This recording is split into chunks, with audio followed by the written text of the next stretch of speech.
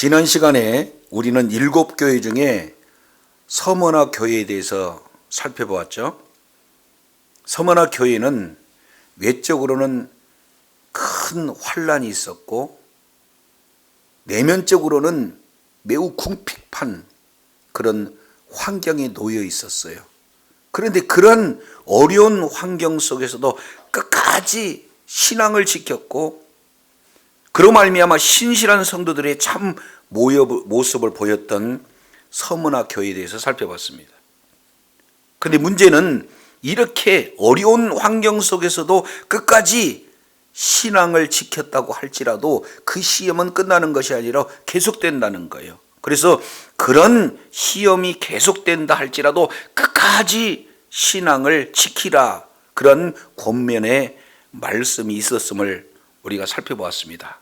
자, 그렇다면 오늘 본문에 등장하는 버가모 교회, 이 버가모 교회는 두 단어를 가지고 이렇게 설명하고 있습니다. 첫 번째 검, 그리고 두 번째 사탄의 권자, 이 두 단어가 버가모 교회의 특성을 아주 잘 설명해 주고 있다, 이렇게 볼 수 있죠. 우리가 역사적으로 버가모 교회 지역의 내용을 살펴보면은 버가모 지역은 해발 300m 정도의 그 구릉지대에 세워진 도시로 잘 알려져 있습니다. 특히 그 버가모 교회의 특징을 살펴보게 되면 그렇게 높은 산지 위에 있는 그런데도 불구하고 그 산지에 특이하게도 웅장한 대리석으로 세워진 건물들이 가득하게 이렇게 세워져 있죠. 그런데 그 건물 하나하나 면면히 살펴보면은 그 웅장한 건물들이 무슨 건물이냐면은 신전 건물들이에요. 그래서 버가모 지역은 신전을 짓고 그 신전을 중심으로 생활을 했다 해도 과언이 아닐 만큼 종교의 중심지이고 행정의 중심지였습니다. 그런데 이 버가모 교회가 얼마나 로마 황제를 신으로 잘 숭배하고 잘 받들어졌는 그런 어떤 지역인가. 자, 당시에 우리가 미리 살펴봤던 서머나 교회가 로마 황제를 신으로 섬기는 그런 신전의 발상지가 서머나 지역이었다면 오늘 등장하고 있는 버가모 교회는 바로 황제 숭배를 하는데 꽃을 피운 곳이다, 이렇게 말씀을 드릴 수가 있어요. 그래서 로마 그 정부와 아주 긴밀한 관계와 협조가 잘 이루어져 있는 이 버가모 지역은 그만큼 황제 숭배에 아주 열정적이고 잘 숭배하고 로마와도 협력이 잘 된 그런 도시다, 이렇게 말씀을 드릴 수가 있죠. 자, 이제 황제를 신으로 이렇게 숭배하는 그런 신전이 많이 세워졌다라는 것은 무엇을 의미하는가? 그 버가모 교회가 물질 우선주의 그런 어떤 신앙을 가지고 있다, 이것을 말하고 있는 거거든요. 자, 왜냐하면 버가모 교회에서 신전을 유치했다, 이것은 오늘날로 본다면은 우리나라에도 지자체들이 있잖아요.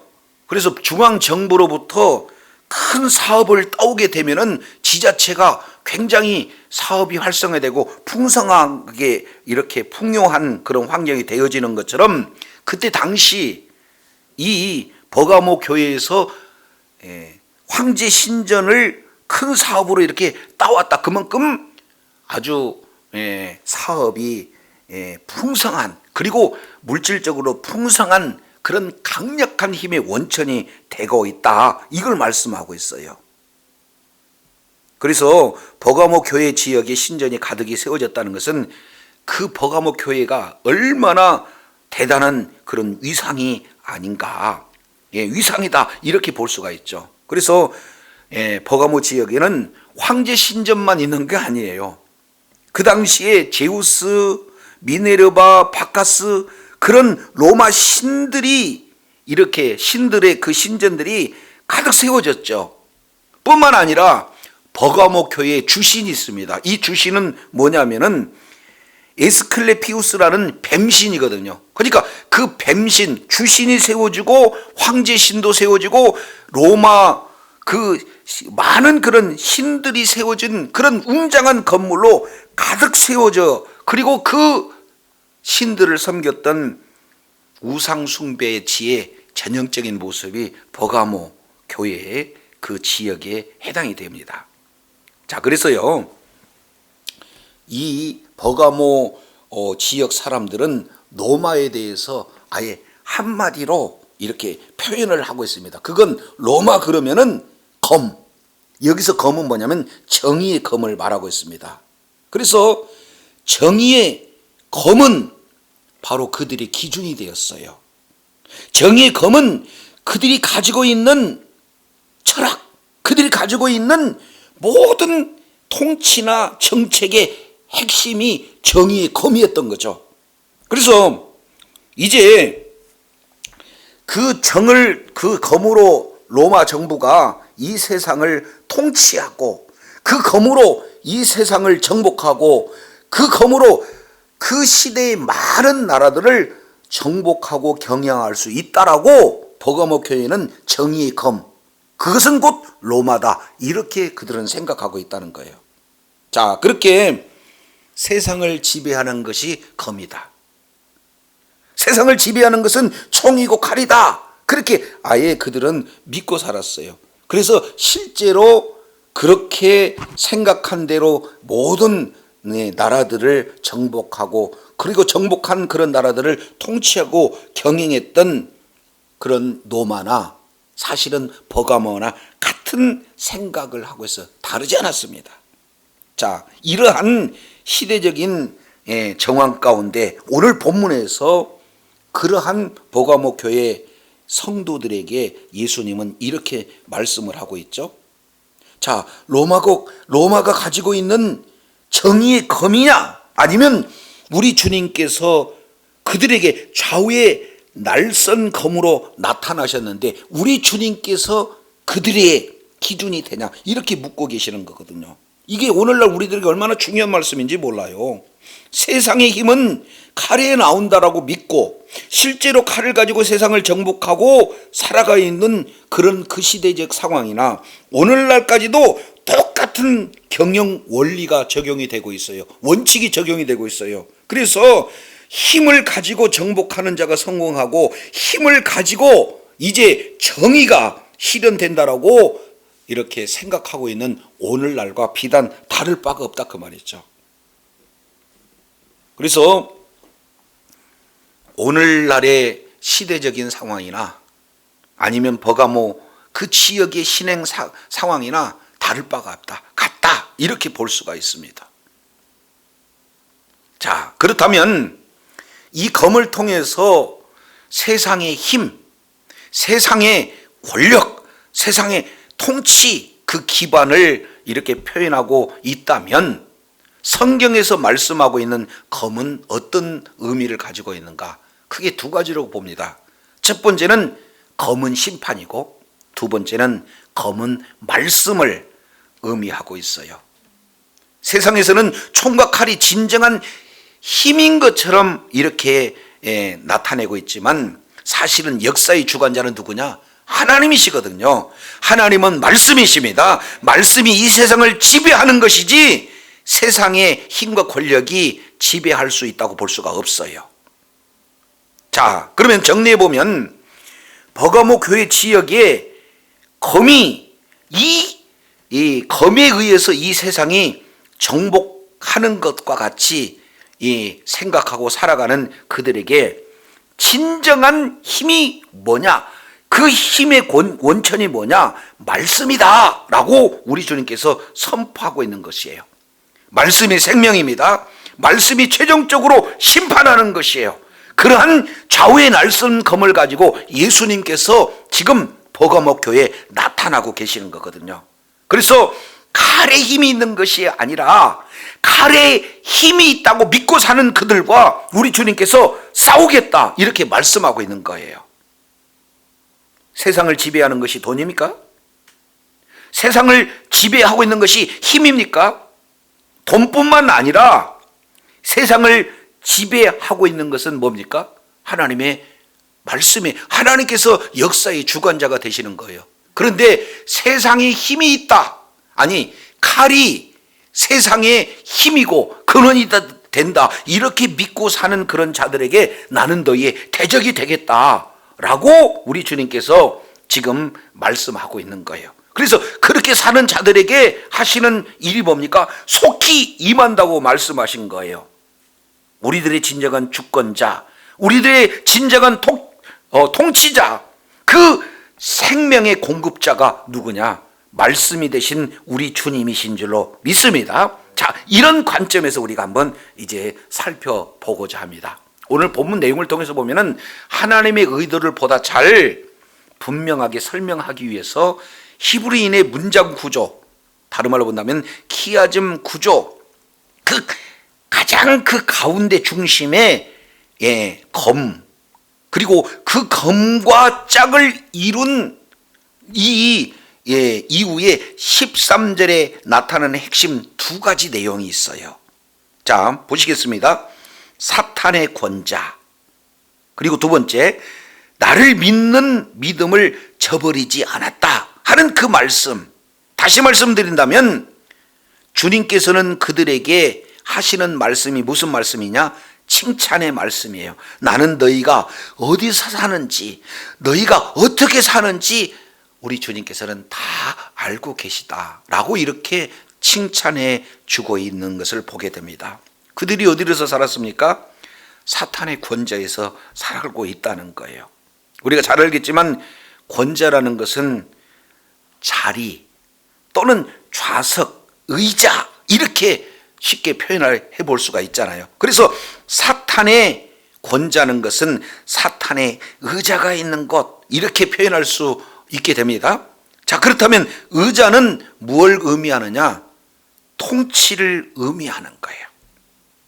자, 하나님께서 보좌에 앉으셨다라고 한다면 하나님의 통치가 임한 것이고, 그 보좌는 통치와 영광과 심판을 의미하는 겁니다. 이와 똑같이 사탄의 권좌 역시 마찬가지로 사탄의 통치, 사탄의 영광, 사탄의 심판, 이 내용을 담고 있게 되는 표현이거든요. 자, 그렇다면 지금 버가모 그 지역은 어떻습니까?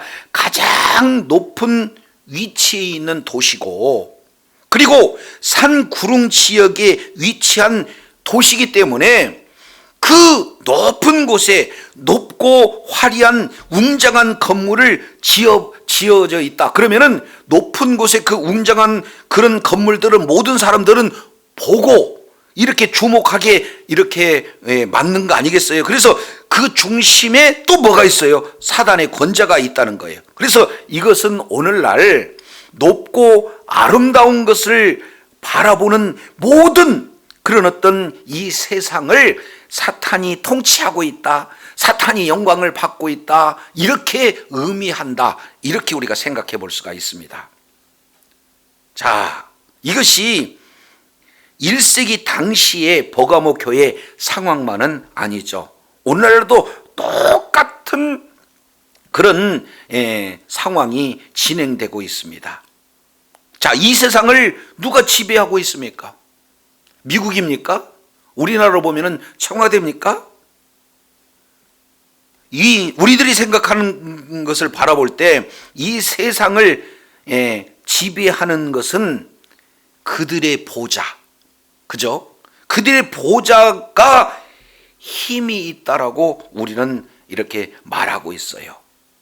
그래서 이 세상 나라에 이런 어떤 권력에 의해서, 그 보좌에서 나오는 권위, 그런 어떤 힘에 의해서 지배된다라고 하지만 이 세상 권력을 한번 생각해 보세요. 마치 꽃이 피었다 지는 것처럼 이 세상의 권력도 세워졌다 지고 세워졌다 지고 이렇게 반복하잖아요. 그러니까 영원한 통치, 영원한 힘은 있을 수가 없어요.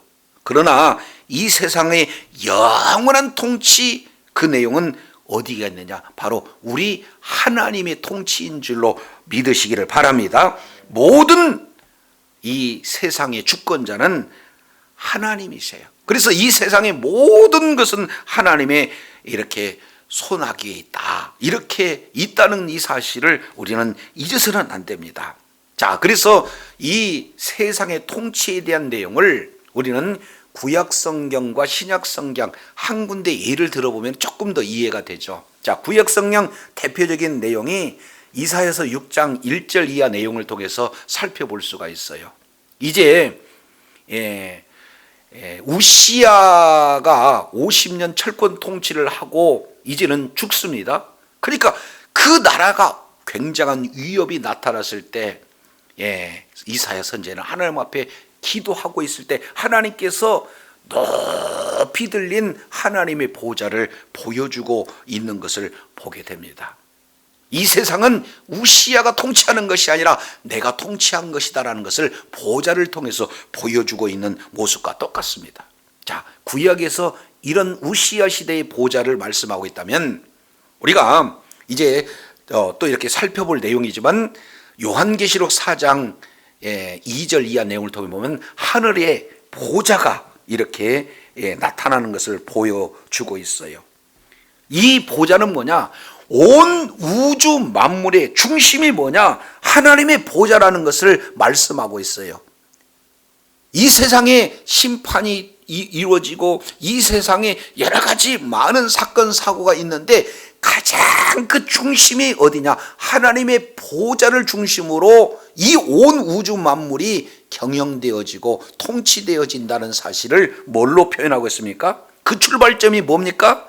하나님의 보좌라는 것을 보여주고 있게 되는 거거든요. 따라서 지금 하나님의 보좌는 하나님의 통치요, 그리고 하나님의 심판이요, 하나님께서 영광을 받으시는 그런 보좌의 내용인 것을 지금 오늘 버가모 교회 사탄의 보좌라는 것은 하나님의 보좌를 그대로 이렇게 패러디해서 이렇게 따라하는 따라쟁이다, 이것을 우리가 살펴볼 수가 있습니다. 이 대표적인 도시가 바로 버가모인 것이죠. 그래서 버가모 지역에서 이 보좌가 이렇게 소개되고 있는데 그 보좌는 사탄의 보좌라는 거죠. 아주 화려한 신전들이 가득한 도시, 그리고 그들이 생각하고 있는 그런 힘의 원천은 정의의 검에서 나온다라고 믿고 있는 그들이 살고 있는 그 지역에서 지금 버가모 교회 성도들은 신앙생활을 하고 있는 거거든요. 얼마나 어렵겠습니까? 그런 아주 열악한 우상의 숭배의 그런 어떤 소굴에서 신앙생활을 한다는 것은 쉽지 않은 거거든요. 그런데 우리 주님께서 지금 버가모 교회에 나타나셔서 첫 번째 칭찬하신 거예요. 내가 너희들 안다, 이렇게 지금 말씀하고 있어요. 외적으로 어마어마한 신절이 자리 잡고 있는 그런 환경, 그런 속에서도 끝까지 신앙을 지키고자 하는 너희들의 모습을 내가 안다, 이렇게 우리 주님께서 이렇게 칭찬하고 있는 거거든요. 오늘날 교회도 마찬가지입니다. 눈만 뜨면은 모든 것이 다 우상의 환경 아니겠습니까? 이런 속에서도 신앙 지키고 있는 그런 성도들 향해서 우리 주께서는 칭찬을 해주시는 것과 똑같은 모습이 있죠. 자, 그렇다면 이러한 버가모 교회가 현실적으로 그런 상황 속에 있는데 끝까지 검보다는 하나님의 말씀을, 그리고 이제 모든 세상을 지배하는 것이 사탄이 아니라 바로 하나님이 이렇게 지배한다라는 사실을 누가 뭐래도 큰 위험이 따른다 할지라도, 궁핍해진다 할지라도 그 절대 진리 가치를 이렇게 놓치지 않고 죽음을 당하는 그 순간에도 믿음을 쳐버리던 한 사람이 누구냐? 바로 안디바예요. 저 여러분 이런 안디바와 같은 신앙을 주님 오실 때까지 소유해야 될 줄로 믿습니다. 예. 근데 이름이 누구라고요? 안디바. 외국어니까 우리는 그냥 안디바 그대로 이렇게 받아들이잖아요. 근데 요 정확한 의미는 안티파스예요. 아우 저 사람은 맨 안티야라고 얘기하는 그 안티가 뭐예요? 반대하다, 거부하다 그런 뜻이잖아요. 예, 안티 세력이 많아, 반대 세력이 많아 이러잖아요. 파스, 그 파스라는 여러 가지 뜻이 있지만 동화되다, 동의하다 하는 그런 뜻이 있어요. 그러니까 나는 동화되는 것은 반대. 자, 옆에 분한테 한번 인사 나누겠습니다. 나는 동화되는 것 반대. 시작. 그러니까 이름이 나는 동화되는 것을 반대한다. 그래서 버가모 교회 거의 절대 다수는 무엇에 동화됐느냐? 힘이 칼로부터 온다라는 것을 철석까지 믿었고, 이 세상을 지배하는 것은 바로 의술의 신이고, 이 세상을 지배하는 것은 황제의 권력이고, 이 세상을 지배하는 것은 세상적인 지식이다라고 철석까지 믿고 동의하고 동화되었던 시대적인 그런 상황에 나는 아니야, 그거에 절대 동의할 수 없어 라고 이름을 지었던 안티파스. 그자는 자기 이름대로 신앙을 끝까지 전수했어요. 저 여러분도 이런 삶의 현장 속에서 세상이 그러니까, 원래 그렇게 왔으니까 이런 세상 풍조에 동화되어서 그들의 삶의 가치에 그대로 우리도 따를 것인가? 아니면 나는 세상 풍조 동의할 수 없어, 하나님의 말씀이 나의 절대 기준이고 절대 가치야라고 믿고 따르는 그런 저와 여러분이 되어야 될 줄 믿습니다. 이렇게 살고자 하는 자가 누구예요? 안티바스. 그런데 이렇게 살라고 하니까 너무나 힘들잖아요. 목에 칼이 들어오잖아요. 그래서 죽는 그 순간까지도 나는 이 절대 가치를 놓칠 수 없는 그런 신앙생활을 했던 자가 누구냐면 안티파스. 사실은요, 둘째 목사예요. 서먼 학교에. 첫 번째 목사는 사도 바울. 그러니까 사도 바울의 후계자가 되는 거죠. 사도 바울이 그런 모습을 살았고 이어서 안티파스도 그렇게 살았어요. 근데 사도 바울은 결국엔 누구의 모습대로 산 겁니까? 예수님. 그래서 1장 내용을 보면은 예수님이 이렇게 표현해요. 예수님을, 자기 자신을 표현할 때 세 가지 내용. 나는 충성된 누구다? 증인이다. 그런데 안티파스를 이렇게 표현해. 우리 주님이 인정해 주는 그런 내용. 뭐라고요? 안티파스를 누구라고 그래요? 충성된 증인 안디바라고 주님은 말씀하고 있어요. 저도 여러분도 주님 오시는 그날까지 충성된 증인의 자리에 살기를 바랍니다. 여기 지금 12절, 13절 이 내용을 통해서 버가모 교회 영적 상태를 보여줄 뿐만 아니라, 그리고 버가모 상태의 그런 특성 속에서도 끝까지 말씀 부여잡고 신앙을 지켰던 그런 모습이 나는 너무 칭찬하고 싶다, 이런 어떤 내용을 말씀하고 있어요. 이거와 짝이 병행이 어떤 내용이냐? 17절입니다. 17절. 귀 있는 자는 성령이 교회들에게 하신 말씀을 뭐 할지어다? 그러니까 저와 여러분이 진정한 귀, 육신적인 소리를 듣고 육신적인 음악을 소리를 듣고 세상의 소리를 듣는 그 귀가 아니라 우리 주님의 음성을 듣는 귀가 되기를 원합니다. 그건 육신의 소리보다도 하나님의 말씀을 더 기울이는, 듣는 그 음성은 맞아. 안디바가 충성된 증인으로 끝까지 사탄의 권좌가 있는 그곳에 살면서도 끝까지 신앙의 지조를 지켰어. 나는 지금 너희들이 그런 이야기를 내 말씀으로 듣기를 원한다는 것이 성령이 교회들에게 하시는 말씀인 줄 믿습니다. 이게 굉장히 중요해요. 많은 말씀 다 들어야 되지만 가장 핵심적인 가치가 이 말씀이에요. 그죠? 많은 사람들은 이 세상을 살아가는 진정한 힘이 어디서 오는가? 그런 문화 속에서 살지만 나는 아니다. 나는 그에 대해서 동의할 수 없다. 이런 어떤 모습으로 살아가기를 원하는 것이 우리 주님께서 저와 여러분에게 지금 꼭 전하고 싶은 말씀이에요. 이 시간에 이 말씀을 저와 여러분은 성령의 음성으로 듣기를 원합니다. 자, 세 번째는 14절, 15절입니다. 두 구절은 우리 한번 다 같이 읽겠습니다. 시작.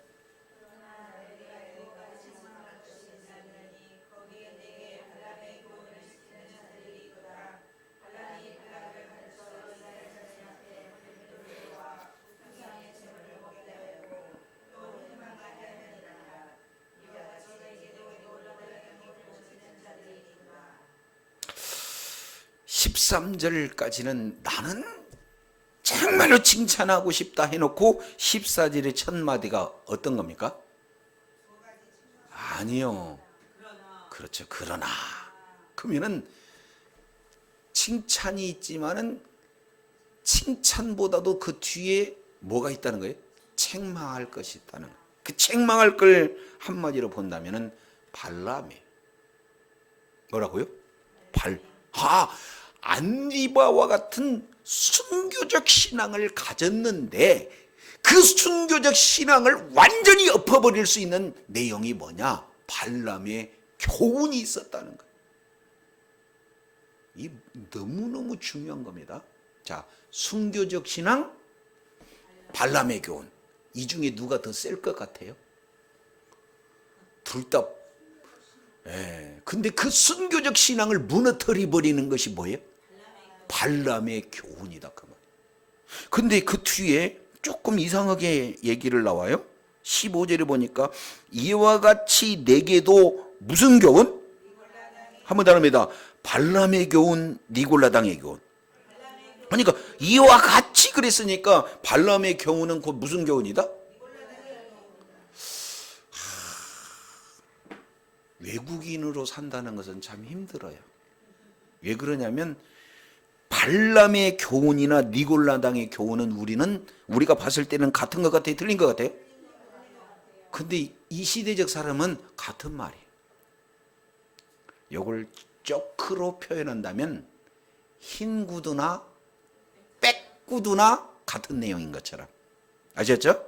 그러니까 발람은 히브리적 표현이고 똑같은 언어를 헬라적 표현으로 본다면 니골라 이렇게 표현합니다. 그러면 발람, 니골라는 히브리어로 기록했느냐 헬라어로 기록했느냐 그 차이거든요. 근데 이게 합성어입니다. 우리는 발람, 그런데 발람이에요. 뭐라고요? 예, 발람. 다른 말로 니콜, 그 다음에 뭡니까? 니콜라오스예요. 지금 실제 이름은 니골라스가 아니라 니콜라오스. 한번 따라합니다. 니콜라오스. 그러니까 발람인 것처럼 니콜라우스라는 뜻입니다. 그러면 니콜이라는 뜻은 뭐냐면 전념시키다. 뭐라고요? 전념시키다. 벌써 느낌이 안 좋잖아요. 그러면 그러면 뭐예요? 전념시키다. 똑같아. 전념시키다. 니콜 전념시키다. 그러면 람은 뭐냐? 백성. 라오스는 백성. 그러니까 두 단어를 포함해서 보면은 백성을 전념시키다. 그러면 니골라의 교훈은 무슨 교훈이에요? 백성을 전념시키는 교훈. 니골라의 교훈 역시 마찬가지로 백성을 전념시키는 교훈. 여기 똑같아요. 그러면은 발람은 이스라엘 백성들을 전염을 시켰다면 니골라당은 바로 버가모 교회 성도들을 전염을 시켰어요. 그러면 뭘 갖고 전염을 시켰을까? 순교적 신앙을 가졌던 그들을 완전히 타락시키게 하는 전염시키는 그 교훈이 뭘까? 저와 여러분이 이 내용을 깨달지 못하면 오늘 본문 놓치는 거예요.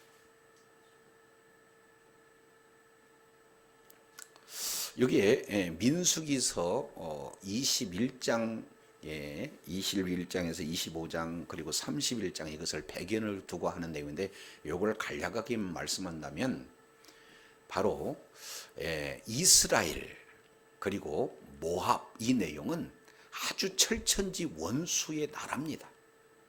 근데 하나님의 백성인 이스라엘 백성이 점점 점령해 오니까 모압이 점령 당할 수밖에 없으니까 뭔가 세상적인 방법을 동원해 가지고 그들을 물리치고자 하는 계략을 이렇게 삼습니다. 그때 당시 모압 왕 이름이 발락이에요.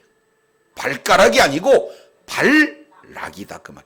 근데 하필이면 저하고 이름이 비슷한 발람 선지자를 초청을 해요. 그래서 발락이 발람을 초청합니다. 발람이 요구를 안 들어주죠. 그러니까 고위직계 플러스 뇌물을 마음껏 준비했고 가니까 발람이 드디어 마음이 요동하는 거예요. 하나님의 말씀을 들었던 발람이 뇌물에 무너지는 순간이죠. 그럼 하나님 기뻐하지 않잖아요? 그래서 이제 발람이라는 자가 이스라엘을 저주하기 위해서 아주 포부도 당당하게 가는 그 길에 이제 나귀의 안장을 메고 쫙 이렇게 가는데 갑자기 여호와의 사자가 큰 칼을 들고 죽이기 위해 딱 나타납니다. 그랬을 때 발람을 이렇게 태워갔던 나귀가 턱 이렇게 쓰는 거예요. 근데 그 내용은 누구만 보이냐면은 나귀만 보여요. 그러니까 가다가 턱 쓰니까 때려요. 그러니까 아프니까 또 이제 가는데 아예 이제는 넓은 길에서 섰다면 이번에는 좁은 길로 가는데 턱 앞에 보이니까 서요. 그러니까 안 죽으려고 담벼락에다 딱 비리니까 발람의 다리가 해니까 아프잖아요. 뭐 이런 나귀가 있어요. 또 딱 때려요. 아픈 나귀는 그래도 참습니다. 그리고 또 조금 더 가는데 아예 이제 막다른 그 길에서 딱 서니까 어떻게 하냐면은 몽둥이로 다 때리는 그때에 우리 주님께서 나귀 입을 쫙 열어버립니다. 그러면은 방금까지 자기를 데리고 왔던 나귀가 왜 때려? 이렇게 얘기를 하면은 발람이 놀래버려야 될 거 아니에요? 근데 얘기를 해 서로. 나귀하고 얘기를 해요. 지금 너 살리려고 그러는 거고 여호와의 사자가 못 가게 막은 건데 내가 만약에 서지 않으면 너 죽었어. 이렇게 얘기하는 거죠. 한마디로 본다면 나귀는 하나님의 뜻을 보는데 자칭 선지자라고 하는 자는 하나님의 뜻을 알아야 몰라요? 모르면서 이제 선지자 노릇을 하고 있는 그런 어떤 모습이고요. 그래서 민수기 내용을 통해서 보면 세 번 이 내용이 나와요. 세 번 여호와의 사자가 나오고 세 번 나귀가 피하고 세 번 발람이 그때마다 메시지를 전하는 그런 어떤 내용들이 이렇게 소개가 되고 있습니다. 결국에 발람은 자기 뜻을 이루지요. 그래서 뇌물을 이렇게 받기 위해 나갔던 그 길을 통해서 마지막 한 수를 가르쳐 줍니다. 이것도 이제 여기서 영적인 깊은 내용들이 많이 있어요. 왜 그러냐면 자기 고집대로 자기 뜻대로 진행하려는 게 안 되니까 화내는 그런 어떤 모습이 똑같은 그런 어떤 모습으로 드러나게 되는데, 자 여기서 우리가 한 가지 알 수 있는 그런 내용은 세 번 막았다 그 얘기는 세 번 막은 거예요? 완전하게 막는 거예요. 그러니까 우리 주님은 하나님의 백성을 저주하는 것, 그렇게 싫어하는 것을 완전하게 막기를 원한 줄로 믿습니다. 이게 우리 주님의 마음이란 말이에요. 그런데 자기 뜻대로 안 되면은 발람이 화를 냈잖아요. 자, 버가모 교인은 초창기 무슨 신앙이었다? 그래서 계속 반복해서 설교를 해야 돼요. 순교적 신앙. 무슨 신앙? 순교적 신앙을 가졌던 아주 충성된 증인의 모습, 신실한 믿음을 가진 그 자들이 어느 때 발람의 교훈을 받아들이는데, 그 발람의 교훈은 하나님이 말려도 어떻게든지 하나님의 말씀을 거부하고 가고자 하는 그 길이 다른 게 아니라 뭐니 해도 뭐니만 있으면 말려도 간다 하는 발람의 교훈이, 지금까지 목회를 해왔던 수많은 믿음의 그런 선진들이 다 그런 건 아니지만 정말로 존경받고 많은 사람들에게도 칭송받으면서 하나님께도 칭찬받다 마지막에 무너진 몇 사람들을 내용을 통해서 보면은 나중에 뭐 때문에 무너지냐면은, 뭐 때문에 무너져요? 그렇게 직격으로 얘기하지 마세요. 사소한 욕심으로 무너져요. 저도 여러분도 신앙에는 무너지지 않지만 실리에는 저도 여러분도 약하다 그 말. 그래서 우리 주님께서 안 돼 막을 수 있는 그런 내용임에도 불구하고 주일 성수도 잘하고 11조도 잘 드리고 교회 헌신 충성도 잘하는데 마지막 무너지게 할 수 있는 내용이 뭐예요? 사소한 이권. 먹을거리가 없으면 전부 다 문제가 심각하게 되는데, 이 버가모 교회가 그 길을 걷는 거거든요. 그래서 우리 주님께서 그러나 두 가지 책망일 것이 있다. 1. 발람의 교훈을 지키는 자들. 그러면 발람의 교훈을 지킬 때 나타나는 세 가지 내용. 첫째, 발람이 발락을 가르쳐 거짓 교훈을 가르치는 겁니다. 두 번째, 우상의 재물을 먹게 하고, 세 번째, 행음하게 하였다. 이렇게 말합니다. 세 가지. 황제 신전이나 우상 신전에 가서 보면은, 거기에 보면 이제 어느 때 그리스 그런 문화 전시회의 그 내용을 가서 보면은 그 문화 자체가 얼마나 음란한 문화인지 몰라요. 근데 그들은 그게 음란한 행위를 하는 것이 아니라 신전, 그들의 신 앞에서 신적 제의적 그런 신 앞에 제의적 행위를 하는 그런 내용이니까, 조금도 꺼리낌이나 조금도 수치나 조금도 이를테면은 무슨 죄악의식 없이 남자는 자기 남편 자기 아내 아닌 여자를 남편이 자기 남편 아닌 또 다른 그런 남자와 아주 그냥 이렇게 말할 수 없는 그런 행위들을 그 자리에서 진행합니다. 여기 그들의 문화예요. 그러니까 딱 꿰어버리면 어떻게 돼요? 그런 의식들이 지금도 그때 문화나 지금 문화나 별반 차이가 없는 그런 어떤 내용이에요. 그러니까 잘못된 내용을 가르침을 받게 되면 우상 제물을 먹을 수밖에 없고, 우상을 숭배하는 것은 곧 행음하고 바로 연결되는 그런 어떤 내용이 그때의 문화지만 지금과 비단 다를 것이 없어요. 요즘에 이제 엄마들이 깨어나가지고 그렇게 말씀을 전했을 때는 못 알아듣던 엄마들이 이제 난리잖아요. 네?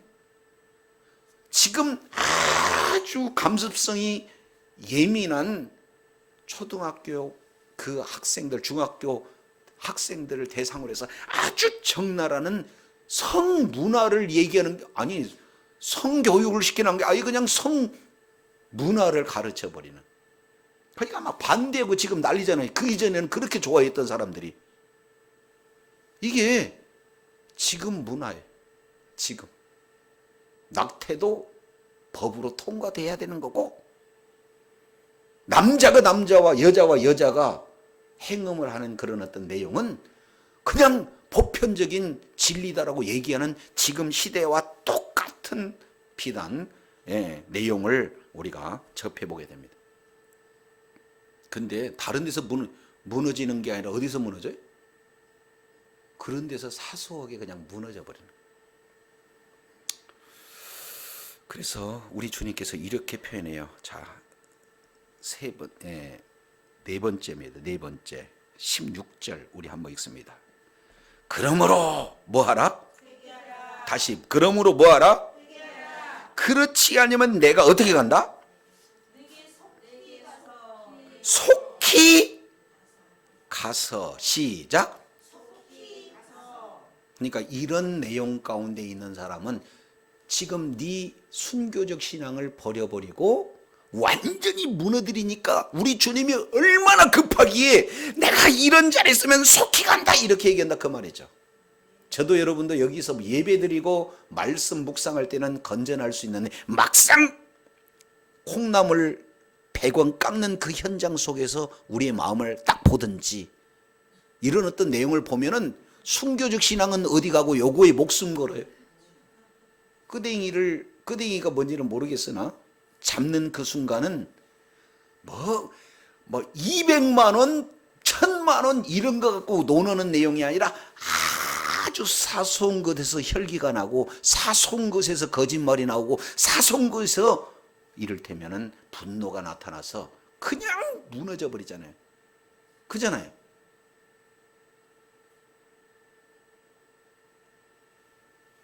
그게 지금 버가모 교회의 모습입니다. 그래서 우리 주님께서는 이렇게 표현합니다. 17절 하반절 내용을 보면은 이기는 그에게는 뭘 준다? 만나를 주고 뭘 줘요? 두 가지 준대. 한번 따라합니다. 만나와 흰돌. 시작. 근데 제가 잘못 가르쳤어요. 왜 그러냐면 만나와 흰돌 그러면 안 되고 그 앞에 무슨 만나? 여기 중요하다 그 말이에요. 무슨 만나? 만나라고 하지 않고 감추인 만나 그리고 흰돌 그래. 그래서 이 흰돌이 의미는 참 좋습니다. 그래서 서울 그 근처 모든 내용 가보면 흰돌교회 많아요 적어요? 백석 대학교도 생겼어요. 흰돌이라는 게 아주 좋은 말씀입니다.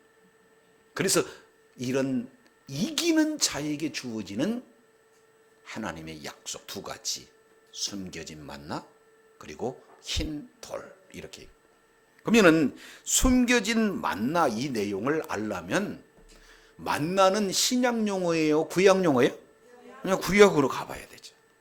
출애굽기 16장 이 내용을 통해서 보면은 우리 주님께서 만나를 주십니다.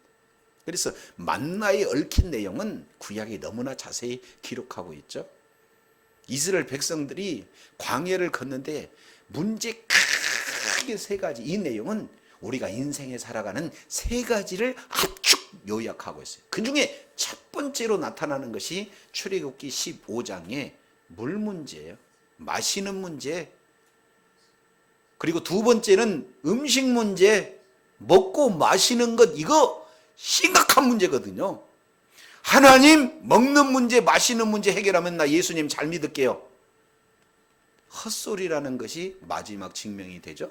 왜 그러냐면 40년 동안 이것 계속 매일같이 공급해 주는데 이스라엘 백성들은 100% 실패해 버립니다.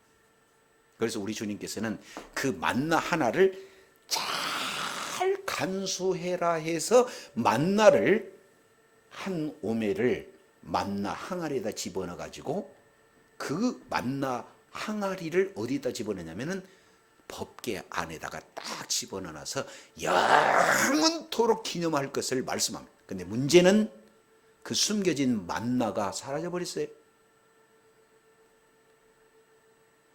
히브리서 9장 1절로 3절까지 이 내용을 통해서 보면 그 감추인 만나의 장소가 법궤 안이라고 정확하게 기록했는데 문제는 법궤를 지금 오고 간 데 없어요.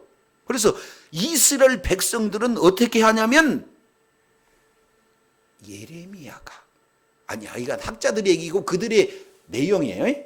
예레미야가 이스라엘 백성들이 성전이 파괴돼서 바빌론으로 끌어갈 때 이 법궤만큼은 예레미야가 혼자 숨겨놓고 죽었으니까 아는 사람 없다. 그러니까 지금까지도 만나 숨겨졌어요? 안 숨겨졌어요? 나중에 따지고 봤더니 그 만나가 찾을 거 없어요. 왜 그러냐면 성경 요한복음 6장에 드디어 숨겨진 만나, 감춰진 만나를 우리 주님이 공개를 했어요. 너희가 광야에서 먹었던 그 만나는 먹고 지금까지 산 자가 없다. 먹고 죽고 먹고 죽고 먹고 죽고 먹고 죽고 이런 내용인데, 그것 때문에 너희가 일평생 하나님을 배반하고 그랬는데 이제는 내가 한 번 먹으면 영원히 죽지 않는 진짜 만나, 그 만나가 누구예요? 그래서 감춰진 만나는 곧 예수 그리스도인 줄로 믿습니다. 그래서 이기는 그런 자에게는 뭘 줘요? 만나 준대. 숨겨진 만나. 그러니까 숨겨져 있는 만나기 때문에 사람들은 다 못 보는데 먹어본 자만 이게 만나구나를 알아요. 예수 믿는 사람만이 바로 만나 그 본질이 바로 실체가 예수님의 영원한 생명인 줄로 믿습니다. 내가 하늘에서 내려오는 산 만나다, 산떡이다, 우리 주님께서 말씀하시거든요. 그 얘기는 감추었던 만나는 다른 사람에게 주는 것이 아니라 누구에게 줘요? 이기는 자. 그래서 예수 그리스도를 믿는 믿음을 가진 자가 이기는 자인 줄로 믿습니다. 두 번째 뭘 줘요? 흰돌. 제가 정말로 그렇게 훌륭한 우리 선생님에게 지도를 받는데 흰돌이 뭐냐 그랬더니 학자들이 밥 먹고 연구하는 게 흰돌 그랬더니 9가지를 설명해 놔. 그러니까 9가지 머리에 안 들어와. 근데 그 내용을 2개만 딱 취했습니다. 몇 개만? 그러면은 그때 당시의 돌은 뭐냐? 재판석에서 유죄다, 무죄다, 배심원들이 흰돌 들면 뭐예요? 무죄! 이렇게 다시 뭐라고요? 이게 중요한데 왜 안 따라서는 거예요? 자, 흰돌 그러면 뭐라고요? 무죄. 이기는 자에게 뭐라고요? 무죄! 마지막 우리 주님 앞에 설 때 저와 여러분은 흰돌을 딱 들은 소유한 저와 여러분이기 때문에 저와 여러분은 무죄입니다. 이기는 자입니다. 절대로 지옥 안 갑니다. 뭘 가졌으니까?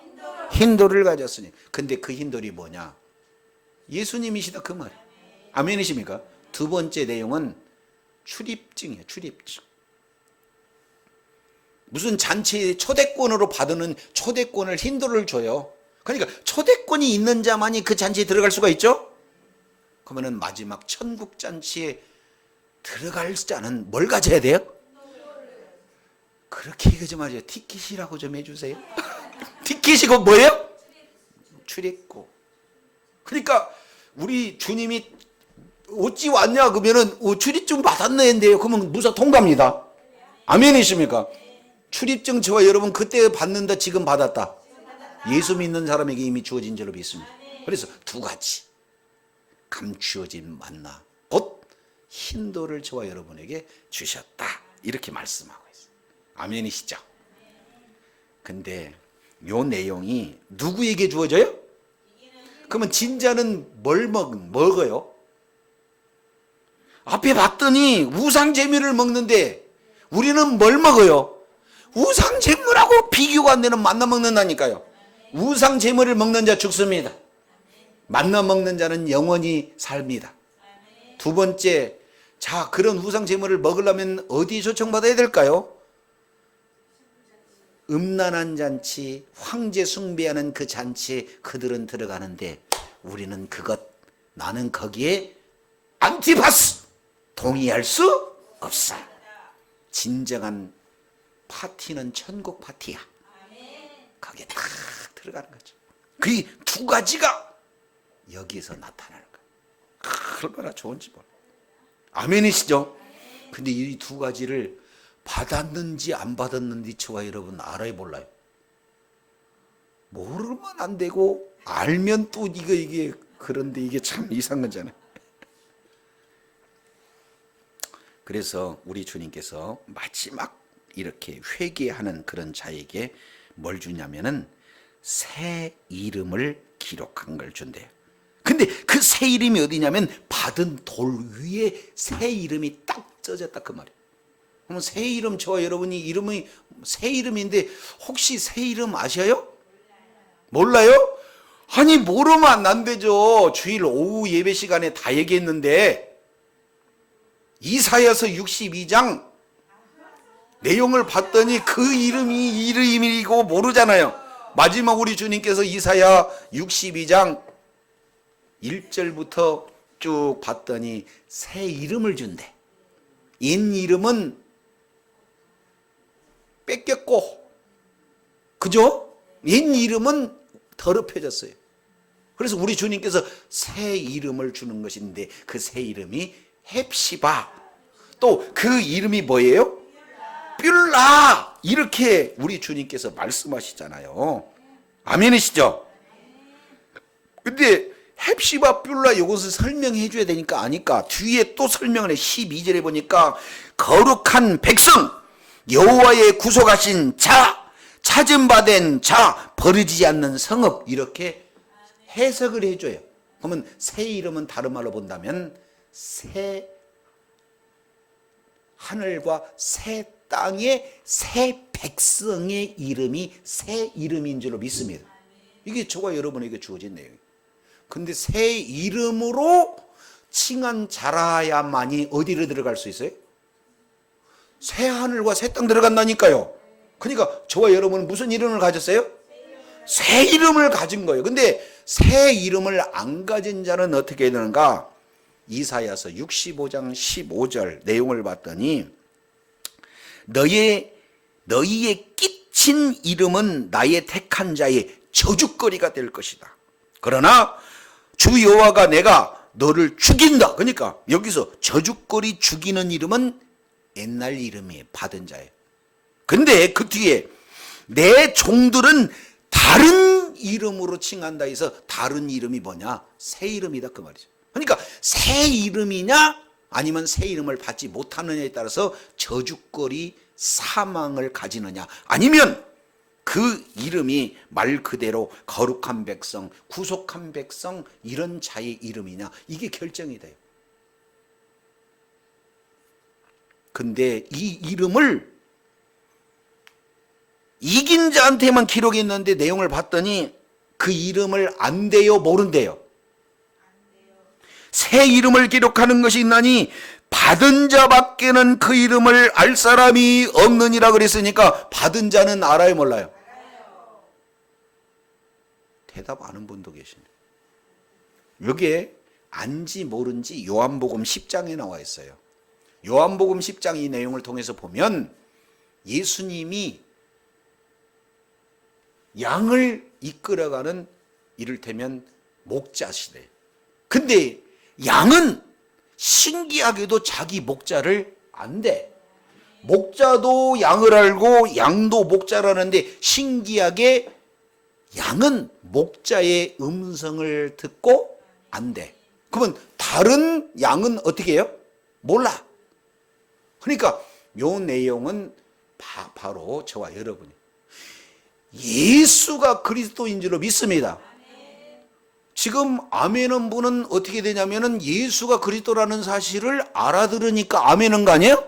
근데 가서 길 가다가 내가 10,000원 줄 테니까 예수가 그리스도다 라고 했을 때 아멘 해보세요 그러면은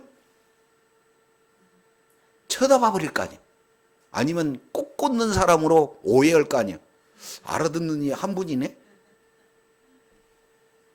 그러면은 좀 더 심각하게 아셨죠? 못 알아들어 그들은. 근데 정상적인 교회라면은 뭐 이단인가 이렇게 생각하는 게 아니라 예수가 그 당신 말은 맞아요 나도 이렇게 인정하잖아요. 그러니까 예수님이 내 구주라는 사실을 안다. 부인이 안 되는 거야. 근데 예수 믿지 않는 자들은 이런 내용을 알아들어요? 못 알아들어요? 그러니까 받는 자밖에는 알아들을 수가 없습니다.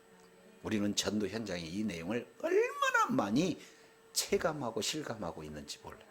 그래서 오늘 버가모 교회 이 내용을 통해서 보면은 크게 칼, 그리고 보좌, 세상의 권력, 세상의 통치, 세상의 승리가 바로 칼에서 오고 총에서 오고, 그리고 세상의 모든 그런 가치 기준을 가지고 황제의 권력에서 오는 것으로 알고 있으나, 안티파스, 우리는 절대 그것 동의할 수 없어요. 죽는 한이 있더라도 그것은 절대 하나님의 말씀이요 곧 예수 그리스도의 통치, 예수 그리스도의 보좌로부터 나온다는 그 진리 앞에 저와 여러분은 분연히 일어서야 될 줄로 믿습니다.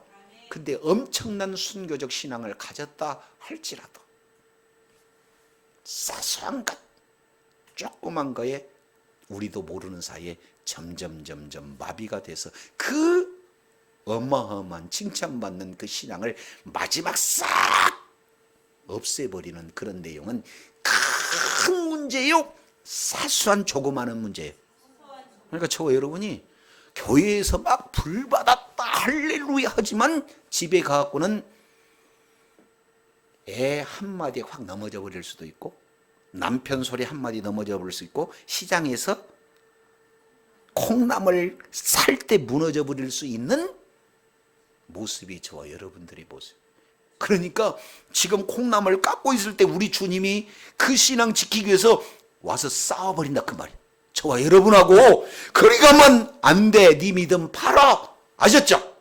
그래서 저와 여러분은 세상 사는 삶 동안에 외부로 모두 오는 큰 환난, 큰 문제는 우리가 신앙으로 이길 수 있는 믿음이 주어졌다 할지라도 내부에서 오는 조그만한 발람의 미혹, 발람의 교훈, 나 그냥 이번 한 번만 요거에서 모든 사람들이 다 무너지는 어마어마한 문제. 그래서 외부의 큰 문제, 내면의 작은 문제. 근데 내면의 작은 문제 하나 가지고 큰 것을 무너뜨리는 발람의 교훈이야말로 너무 심각하기 때문에 우리 주님께서 속히 와서 싸우신다는 그런 자리를 성령이 교회들에게 하시는 말씀을 뭐 해라?